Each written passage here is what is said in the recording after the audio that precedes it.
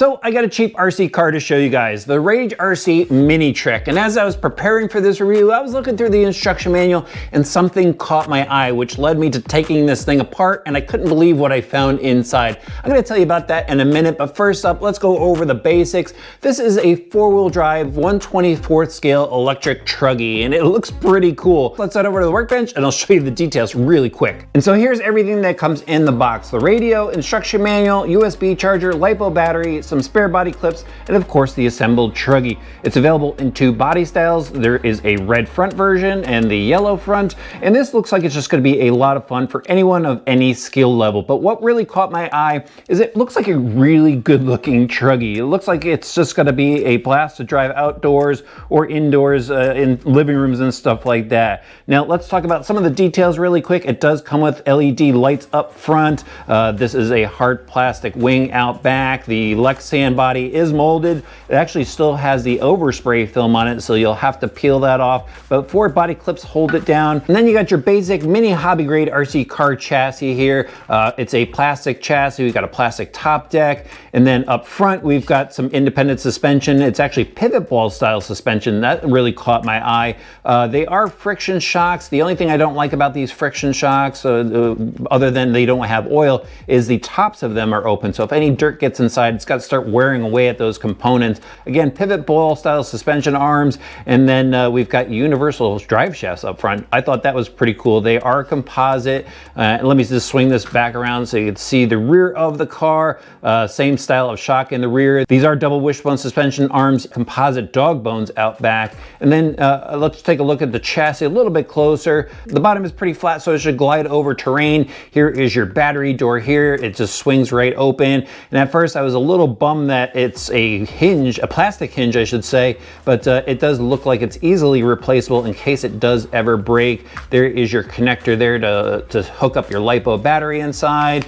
Up top here, there is the steering servo. It's an 8G steering servo, hooked up to twin bell cranks. You can see the center drive shaft. It's a metal drive shaft in the center, so that's pretty cool. Let me go back to the electronics. We've got a 180 size motor, and it's powered by a 2-in-1 ESC receiver unit. Now the only thing here is, it's pretty cool. It's got a 180 motor in this size of car, but on the box it says it comes with a heatsink, and there is no heatsink installed. And I double checked on my other model, that one doesn't have it either. So it's kind of a bummer that it's advertised all over the box and not in the car. So we'll have to, just watch the heat on it. But the one thing I really wanted to tell you guys about that I hinted in the beginning was the differentials.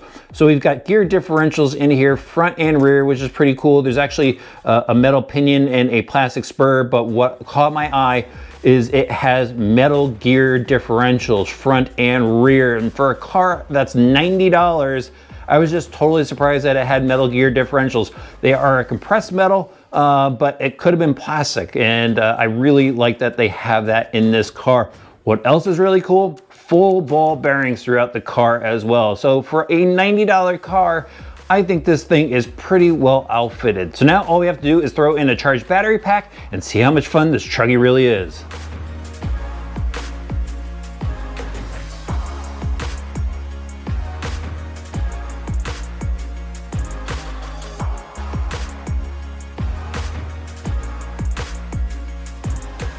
All right, drivers, so I took the mini trucks down to the local park. I've got my friend Al with me, and we're just gonna take these little things for a rip. We've set up a small course, and this is all you need to have fun.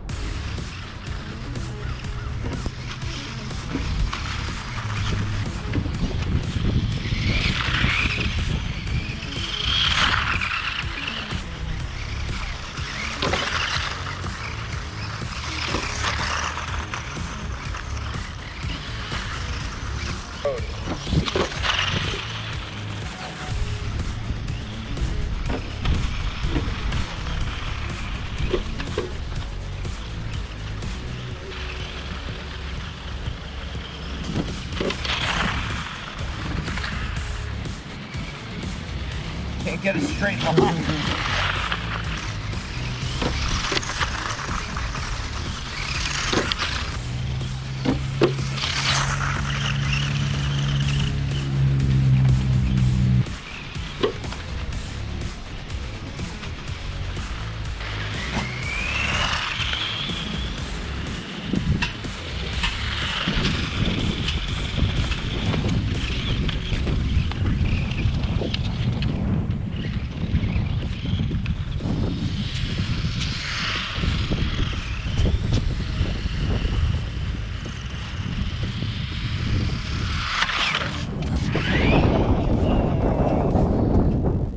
So we wound up having a great time racing each other with the mini trucks in the parking lot. That tri-oval was just the perfect size for these things. Going off the jumps was a lot of fun. They jump really well. They're kind of darty in the corners and they're pretty quick. I wound up throwing a GNSS meter on the top and they top out at 12 miles an hour, which is pretty good for a truck of this size.